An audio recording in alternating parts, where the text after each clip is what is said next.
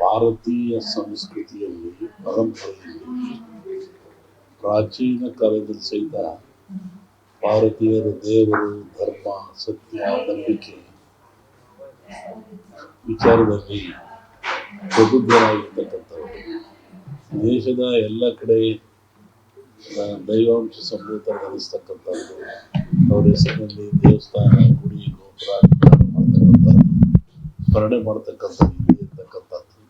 ಆ ದಿಶೆಯಲ್ಲಿ ಇಲ್ಲಿ ಏನು ರಾಮ ದೇವ ನಿರ್ಮಾಣ ಆಗಿರ್ತಕ್ಕಂಥದ್ದು ಧಾರ್ಮಿಕ ಪ್ರತೀಕ.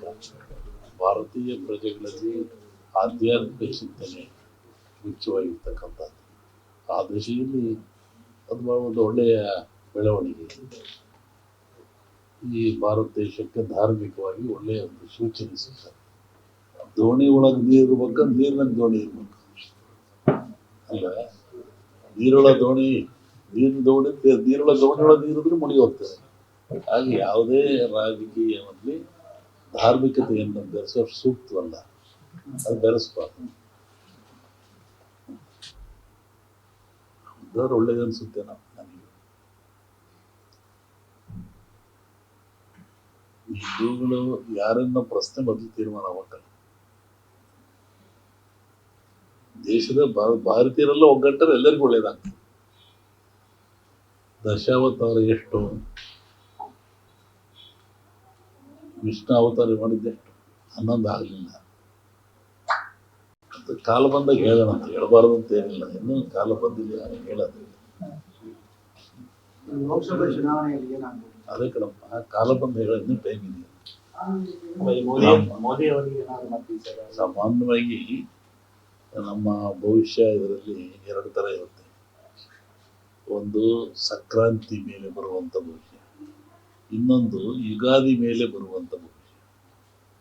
ವ್ಯಾಪಾರ ವಾಣಿಜ್ಯ ಆನಂತರ ಅಭಿವೃದ್ಧಿ ಬಗ್ಗೆ ಸಂಕ್ರಾಂತಿ ಮೇಲೆ ರಾಜರಿಗೆ ಹೇಳ್ತಾರೆ.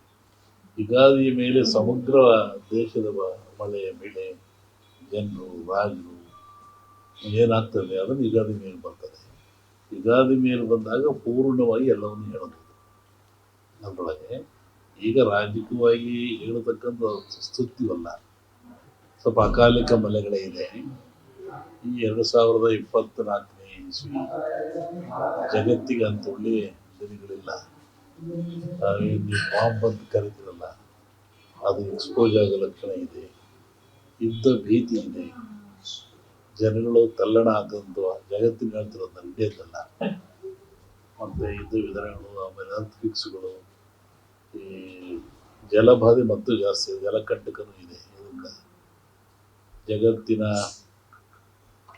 ಅತಿ ದೊಡ್ಡ ಸಂತರೊಬ್ಬರು ಕೊಲೆಗೀಡಾದ ಲಕ್ಷಣ ಇದೆ. 1-2 ಪ್ರಧಾನಿಗಳಿಗೂ ಸಾವಾಗೋ ಲಕ್ಷಣ ಇದೆ. ಜಗತ್ತಿನಲ್ಲಿ ಅಸ್ಥಿರತೆ ಇದೆ, ಯುದ್ಧ ಭೀತಿ ಇದೆ. ಆ ಬಾಂಬ್ ಬಂದರೆ ಅದು ಈ ಸತಿ ಬೀಳೋ ಲಕ್ಷಣ ಇದೆ.